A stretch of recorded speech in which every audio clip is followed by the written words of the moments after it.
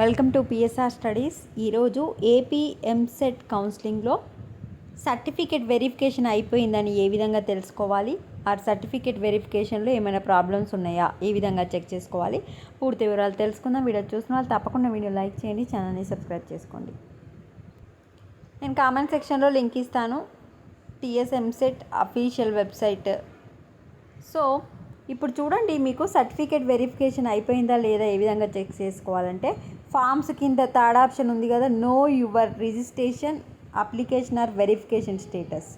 దీనిపైన క్లిక్ చేసి మీ యొక్క, ఇది ఫోన్లో రాదు, మీ యొక్క హాల్ టికెట్ నెంబర్, మీ డీటెయిల్స్ ఎంటర్ చేసిన తర్వాత ఇప్పుడు మనకు మూడు వస్తాయి అన్నమాట. ఏంటివి కండిషన్స్? 3 ఉంటాయి.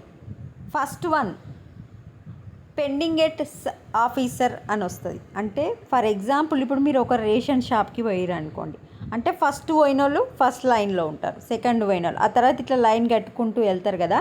అదేవిధంగా మీ సర్టిఫికేట్స్ కూడా ఎంతోమంది ఎక్కడెక్కడనో మీ సేవల నుంచి సబ్మిట్ చేస్తూ ఉంటారు కదా. సో ఆ విధంగా మీది లైన్లో ఉంటుంది అన్నమాట.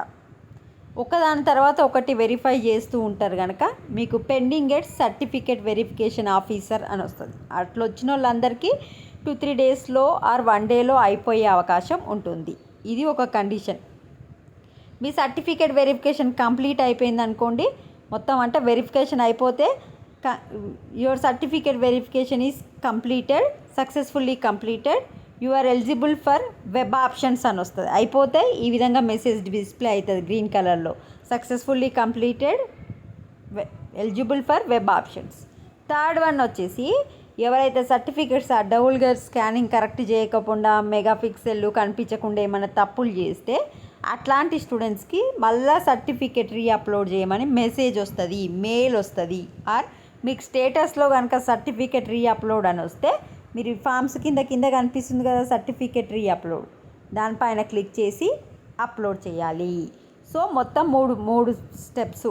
ఒకటి పెండింగ్ ఎట్ ఆఫీసర్ అంటే వెయిట్ చేయండి, 2 డేస్ ఆర్ 1 డేలో అయిపోతుంది. అయిపోతే 2 స్టెప్స్ ఉంటుంది, ఒకటి సక్సెస్ అన్న అవుతుంది, ఒకటి రీఅప్లోడ్ అన్న అడుగుతుంది.